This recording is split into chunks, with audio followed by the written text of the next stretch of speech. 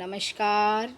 आज हम जो है कार्यपत्रक वर्कशीट नंबर 5 करने जा रहे हैं। ये वर्कशीट जो है आपकी पाठ्य पुस्तक से ली गई है और पाठ का नाम है बचपन और इसकी लेखिका हैं कृष्णा सोबती। इस वर्कशीट को आप मेरे साथ पढ़ते और समझते चलेंगे। सभी बच्चे अपनी वर्कशीट को खोल लें और मेरे साथ साथ पढ़ते व समझते चलें। बचपन शब्द से आप सभी परिचित हैं, क्योंकि अभी आप बच्चियां हो और अपने बचपन से अवगत हो। ये अवस्था कौन सी आपकी? बचपन वाली अवस्था है। ठीक है।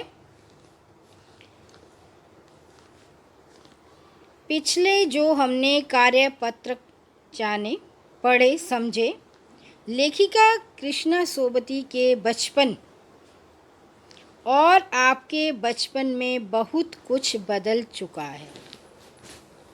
कृष्णा सोबती लेखिका ने अपने बचपन को और आपके बचपन को, वो अपने बचपन को बता रही हैं और हम अपने बचपन को भी इसके साथ साथ जोड़कर समझते चलेंगे।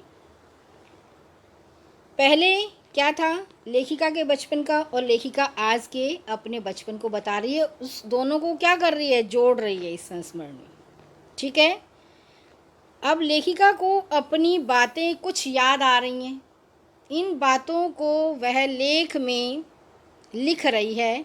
इस लेख की विधा को हम संस्मरण कहते हैं। क्या कहते हैं? संस्मरण। और ये कृष्णा सोबती के द्वारा लिखा गया एक संस्मरण है। अब लेखिका क्या बता रही है? जैसे कुल्फ़ी, पहले क्या खाते थे? कुल्फ़ी। अब आइसक्रीम बन गई है। किस में तब्दील हो गई है? आइसक्रीम में। कचौड़ी और समोसे खाते थे जो, वो आज पैटीज़ में बदल गए हैं। ठीक है। कुल्फ़ी आइसक्रीम में बदल गई, कचौड़ी समोसा पैटीज़ में बदल गया। आइए चलते हैं आगे, पाठ को, वर्कशीट को समझते हैं। शिमला के का फल क्या बता रही है? कौन सा फल? जो कि कैसे रंग के होते हैं? जामुनी कलर के, डार्क जामुन। वो बहुत याद आ रहे हैं। कैसे होते थे वो? उनका स्वाद जो है लेखिका बता रही हैं।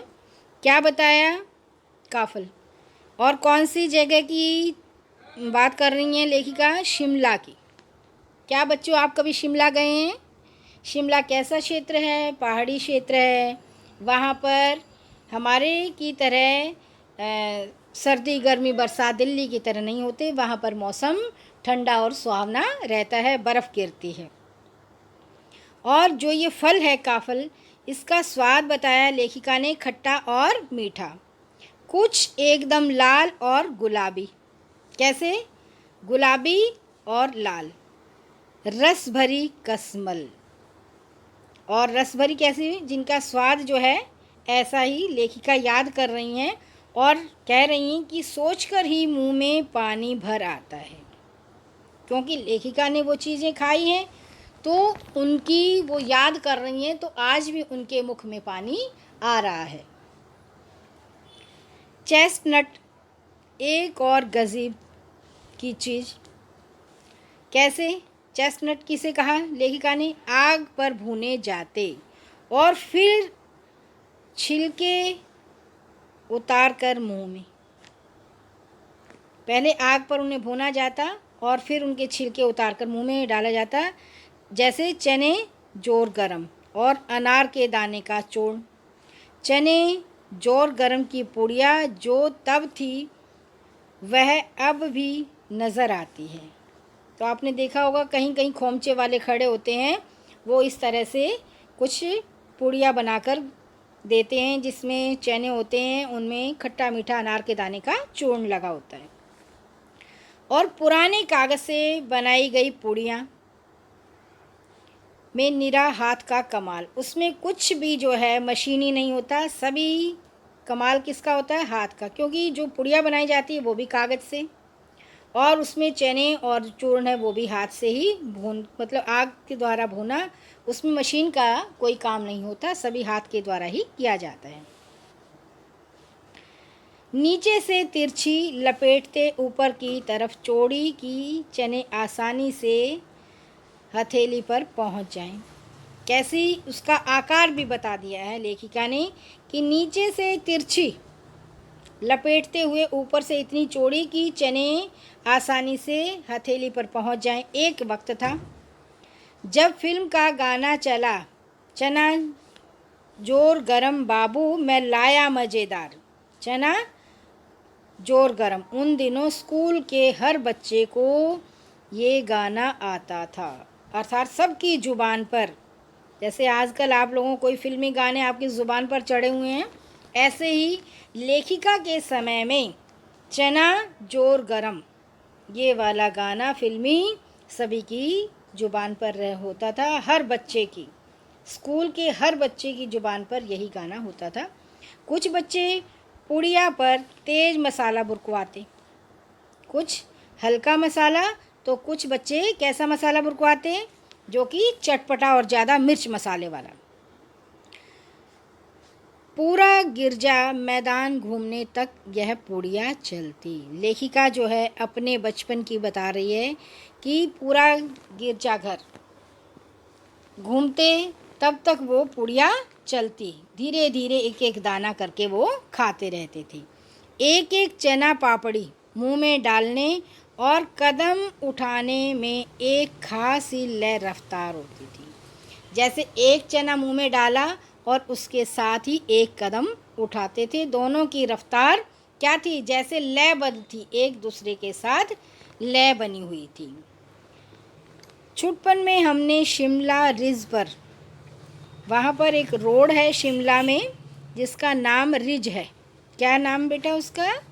रिज पर हमने बहुत मज़े किए हैं। घोड़ों की सवारी की है, वहाँ पर एक चर्च भी है, गिरजाघर भी है, और पूरा बाज़ार जो है, क्योंकि वहाँ थोड़ा सा स्थान जो है वो थोड़ा सा समतल है, वहाँ पर जो है लोग घूमने आते हैं, पर्यटक लोग जो वहाँ के शिमला की वादियों का आनंद लुत्फ़ उठाने भी वहाँ जाते हैं। शिमला के हर बच्चे को कभी न कभी यहाँ जाने का मौका मिल ही जाता है। और किसकी सवारी करते हैं? घोड़ों की सवारी। हम जाने क्यों घोड़ों को कुछ कमतर करके समझते, हम घोड़ों को कुछ ज़्यादा वो नहीं करते थे और उन पर हंसते थे। ननिहाल के घोड़े खूब हष्ट पुष्ट और खूबसूरत थे। कहाँ के घोड़े? ननिहाल के।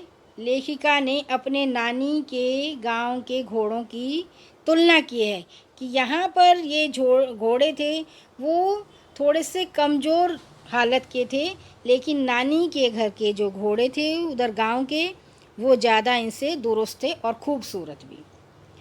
उनकी बात फिर कभी, लेखिका ने कहा कि उनके बारे में फिर कभी चर्चा करूँगी। शाम को रंग बिरंगे गुब्बारे, वहाँ पर बहुत सारी चीज़ें मिलती हैं, बाज़ार लगते हैं, शाम को पर्यटक आते हैं और वहाँ पर चीज़ें खरीदते हैं, तो वहाँ पर जो है रंग बिरंगे गुब्बारे भी मिल रहे थे। सामने जो है एक जाखू का पहाड़ है, वहाँ पर हनुमान जी का मंदिर भी है। तो सामने जाखू के पहाड़ की भी लेखिका ने चर्चा की है। और ऊंचाई पर क्या बताया था मैंने अभी आपको कि वहाँ पर एक गिरजाघर है, चर्च है। चर्च की घंटियाँ, क्योंकि वो जो है ये जो है बनाया गया है, ये सब किसके द्वारा बनाया गया था? अंग्रेज़ों के द्वारा। क्योंकि जब 200 साल तक अंग्रेज़ लोग जो रहे, क्योंकि अंग्रेज़ जो है ठंडे एरिया को पसंद करते हैं, क्योंकि बाहर जो है वहाँ ठंड है ब्रिटेन में, तो उन्होंने शिमला जैसे ठंडे स्थानों को ही चुना था। और वहीं पर जो रिज मॉल आदि हैं वो अंग्रेज़ों के द्वारा ही बनाए गए हैं। तो वहाँ पर चर्च है, जो कि ईसाई लोग, हमारा पूजा का स्थान क्या होता है? मंदिर, मुसलमानों का मस्जिद, तो ऐसे ही ईसाइयों का चर्च। तो जैसे ही घंटियाँ बजती, जैसे मंदिरों में घंटियाँ बजती हैं और मस्जिदों में अजान होती है, इसी तरह चर्च में घंटियाँ बजती तो उनकी गूंज दूर दूर तक सुनाई देती थी, दूर दूर तक फैल जाती थी। लगता था इसके संगीत से प्रभु यीशु स्वयं कुछ कह रहे हूँ। जो उसका संगीत था उससे ऐसा लगता था कि ईसा मसीह प्रभु यीशु कुछ हमें संदेश दे रहे हूँ। सामने आकाश पर सूर्य अस्त हो रहा है, क्योंकि शाम के समय ही वहाँ पर चहल पहल होती थी। जो चहलकदमी होती थी सिर्फ शाम के ही समय ज़्यादा नज़र आती थी। तो उस समय सूर्य अस्त हो रहा होता था और गुलाबी सुनहरी धारियाँ नीले आसमान पर फैल रही हैं। अब शाम के समय का वर्णन किया है लेखिका ने कि कैसी हैं, गुलाबी हैं, सुनहरी हैं और धारियाँ नीले आसमान पर फैल रही हैं। दूर दूर फैले पहाड़ों के मुखड़े गहराने लगे और देखते ही देखते बत्तियां टिमटिमाने लगी, अर्थात अंधेरा बढ़ गया और रोशनी अपने प्रकाश में पूरे शिमला को जगमगाने लगी। रिज पर जो रौनक और माल की दुकानों की चमक के क्या कहने। अब लेखिका ने शिमला का जो रिज है उसकी रौनक और जो मॉल में दुकानें बनी हुई हैं उनकी चमक का वर्णन किया है कि वो अति शोभ्यमान हो रही हैं, बहुत सुंदर लग रही हैं। उनकी सुंदरता का वर्णन करना अत्यंत कठिन है। स्कैंडल पॉइंट की भीड़ से उभरता कोलाहल। कौन सा पॉइंट बताया है? Scandal point. वहाँ से लोगों का, जनमानस का उभरता हुआ कोलाहल कि लोग जो हैं वहाँ पर भ्रमण करने के लिए, उन पहाड़ी क्षेत्र का, उस रिज का आनंद उठाने के लिए आ रहे हैं, लोगों की आवाज़ें। अब प्रश्न है, देखिए, लेखिका के बचपन में स्कूल के हर बच्चे को फिल्म का कौन सा गाना आता था? कौन सा गाना आता था? चना जोर गरम बाबू मैं लाया मज़ेदार, लेखिका के बचपन के समय का गाना। और आजकल आपके समय में कौन सा गाना है बताएंगे ज़रा? ठीक है, चलिए दूसरा प्रश्न। शिमला में लेखिका ने बचपन में कौन कौन से मज़े किए? शिमला में लेखिका ने रिज पर क्या किया? घुड़सवारी की। और कैसी? चना चोर गरम वाली चना पापड़ी आदि उन्हें अच्छी लगती थी और वो खूब आनंद लेकर उन्हें खाती थी। कौन कौन सी? चने की पुड़िया और घुड़सवारी। अगला प्रश्न, प्रश्न संख्या नंबर 3। क्या है प्रश्न? हमारे देश में तरह तरह के भोजन प्रचलित हैं, पता है आपको? कभी आप परांठे खाते हैं, कभी आप खीर पूड़ी खाते हैं, कभी आप ढोकला खाते हैं, कभी इडली खाते हैं ना, बहुत तरह के भोजन। अपने मित्र, भाई बहन या माता पिता से बातचीत करके किन्हीं 10 भोजनों के बारे में आपने लिखना है। आपने देखा होगा कोई भी पर्व आता है तो हम जो है तरह तरह के भोजन बनाते हैं, तो आपने 10 तरह के भोजनों के बारे में बताना है। ठीक है, अब प्रश्न संख्या नंबर 4 क्या है कि पाठ में कागज़ की पुड़िया बनाने का तरीका बताया है। पुराने कागज़ से एक ऐसी ही आपने पुड़िया बनानी है जैसा लेखिका ने बताया, चना जोर गरम जिसमें कि डालकर खाया जाता है, और उसी तरह की आपने पुड़िया बनानी है। इस पुड़िया में आप क्या क्या रख सकते हैं? आप अपने खाने की चीज़ बताइए, आप क्या क्या रख कर खा सकते हैं? जैसे लेखिका चने, भुने हुए चने, और आप बताइए आप इस पुड़िया में क्या क्या रख सकते हैं।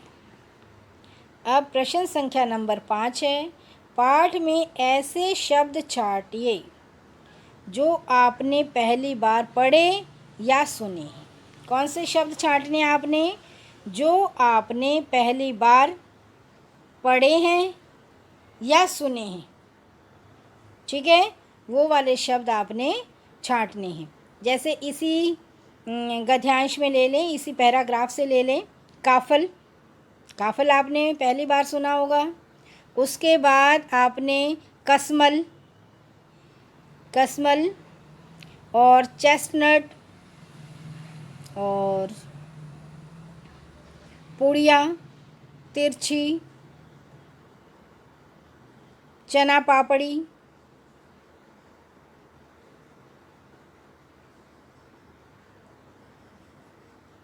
पत्तियाँ टिमटिमाने, रौनक, स्कैंडल पॉइंट, ये सब ऐसे ही आपने शब्दों को अपने पूरे पाठ को पढ़कर उसमें से छांटना है। ठीक है, वो सारे शब्द आपने जो आपने पहली बार पढ़े हैं या सुने हैं उन शब्दों को आपने लिखना है। ठीक है बच्चों, धन्यवाद बच्चों।